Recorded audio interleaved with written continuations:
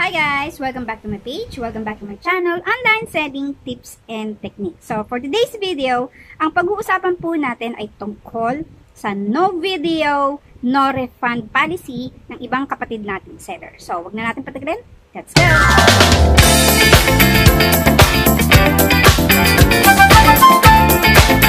Ano nga ba itong no video, no refund policy ng ibang kapatid nating mga seller? So, ito yung kanilang mga rules. Pag bibili ka sa shop nila, kailangan kapag nag-refund ka, o gusto mong palitan yung item, o gusto mong isoli na lang sa'yo yung perang binayad mo, kailangan may video kang ipapakita. Kapag wala kang pinakitang video, walang refund na mangyayari.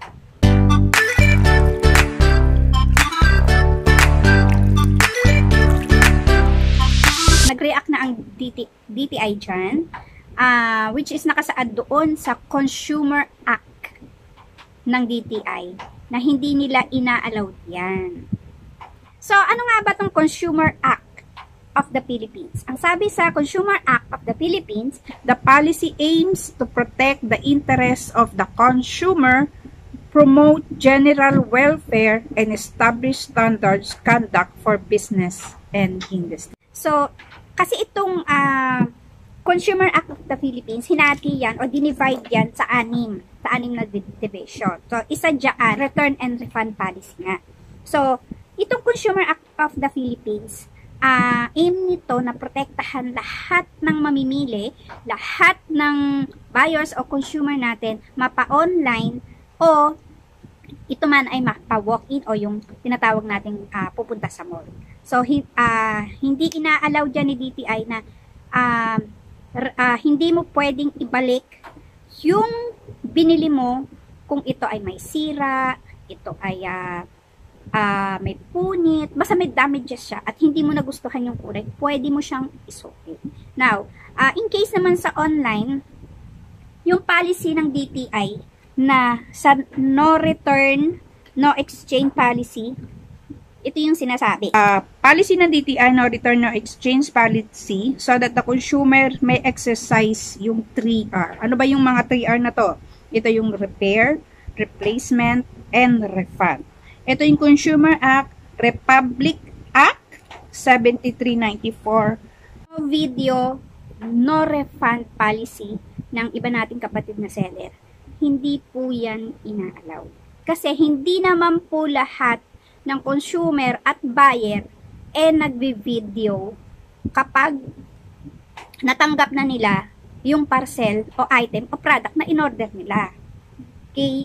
Hindi naman kasi lahat ng buyer o consumer is techie. Minsan nga, pagdating ng parcel, bukas agad. So, hindi na nila maiisip na i-video yun. Paano kung wala silang video na mai-present? So, wala talaga. Wala. Hindi mo i-allow na palitan yung product na in-order sa'yo. Mali yun. Order sa akin, pinipicturean ko yan. Tapos pinapadala ko dun sa buyer. Pag naibalot ko na, pinipicturean ko ulit. Tapos, pinibigay ko sa buyer. Through PM. Now, syempre, maganda ang packaging mo. As the product travels, hindi natin maiiwasan na doon pa lang sa travel, papuntang hub, magkakaroon na ng gas-gas.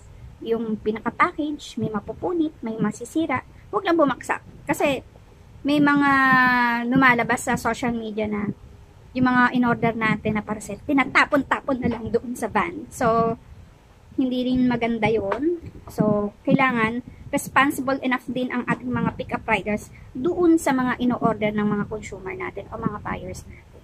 Palipat-lipat ng warehouse kasi maraming hub yan maraming warehouse na pinagdadaanan ng isang parcel bago yan dumating doon talaga sa buyer mo.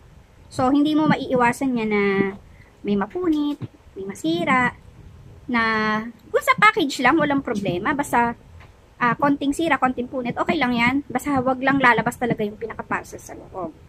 So, kapag tanggap na yan ni consumer, hanggat hindi yan in-order receive, may karapatan pa rin si buyer natin o si consumer natin na i-return refund yan. Kasi, halimbawa, nagkamali ka ng padala ng kulay, padala ng size, kulang yung pinadala mo. So, karapatan ni buyer na kumontak sa'yo at ibalik yung product na in-order niya. Pinairan natin yan, video na yan, no video, no refund. Huwag naman. Kasi, hindi naman lahat kasi ng tao bini-video yan eh. Paano kung ayaw nila? Ayaw nilang i-video. Tapos, mali yung pinadala mo. Yung fault pala nasa seller. Siyempre, hindi pwedeng hindi mo palitan yan.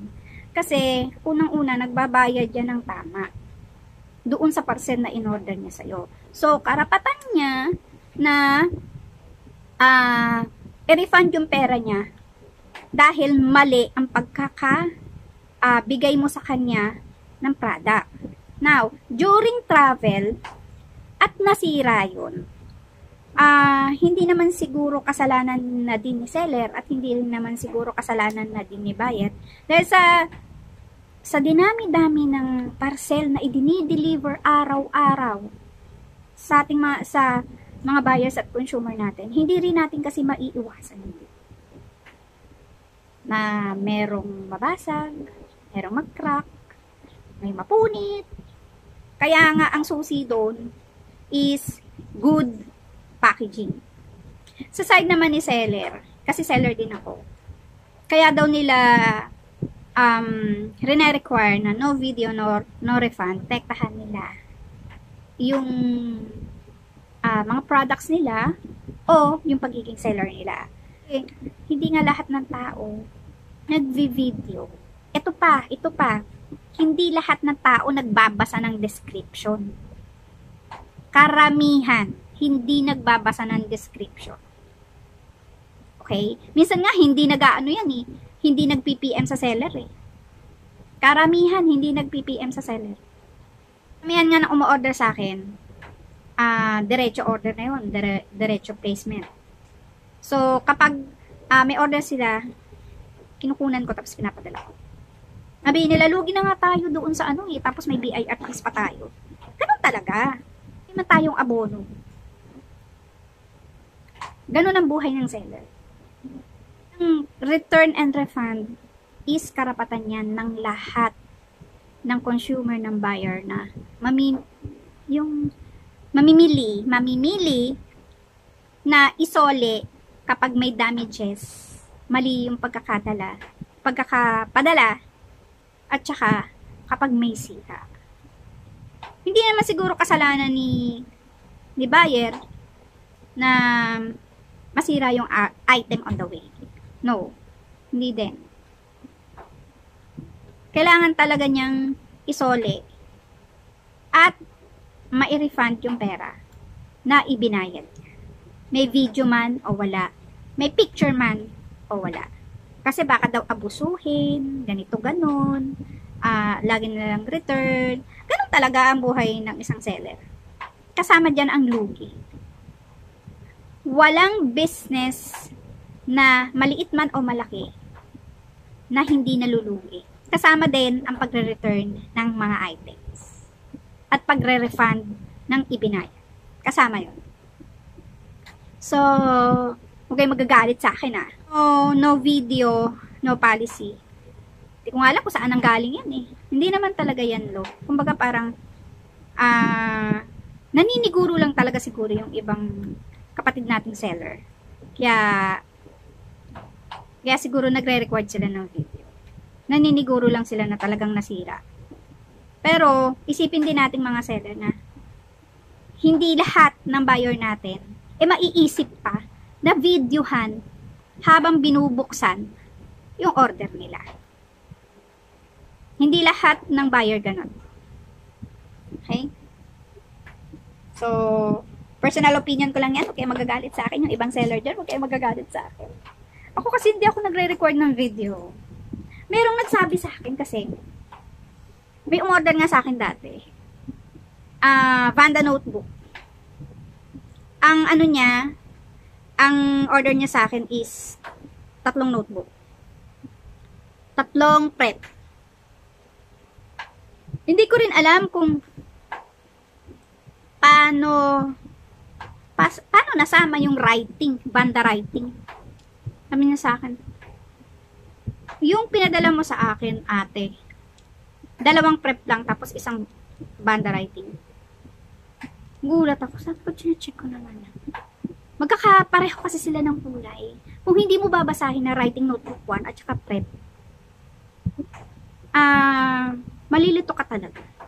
So, what I did, sabi ko, kung okay lang sa'yo, na umorder ka ng, kasi meron ako mga ipit nun eh. Mga ipit dati, 10 piso lang, 12 pesos. Sabi ko, yung pinakamura na ipit dyan, yung 10 piso, tapos isasabay ko na lang yung ano. Sabi ko, pasensya ka na, hindi ko talaga nakita. Hindi ko talaga napansin. Tapos may kasama pang preview. Token of sincerity na talagang sorry.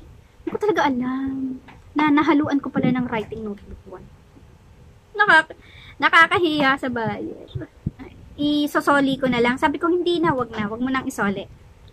Order ka na lang sa akin ng isang ipit na pinakamura lang. And then, sasabay ko yung notebook. Sa'yo na yung writing notebook 1 na yan. Hindi ko na kinuha.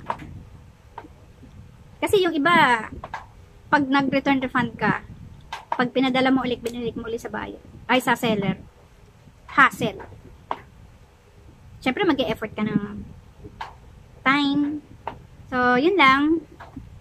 So, as much as possible, huwag na tayong gagamit ng no video, no refund. Kasi parang sinasakal natin yung buyer. May batas dyan. Kapag hindi ka sumunod sa return and refund, may batas dyan. Pwede kang i-reklamo. Okay, para hindi tayo mareklamo, sumunod na lang tayo. Kasi may Republic Act yan, 7392.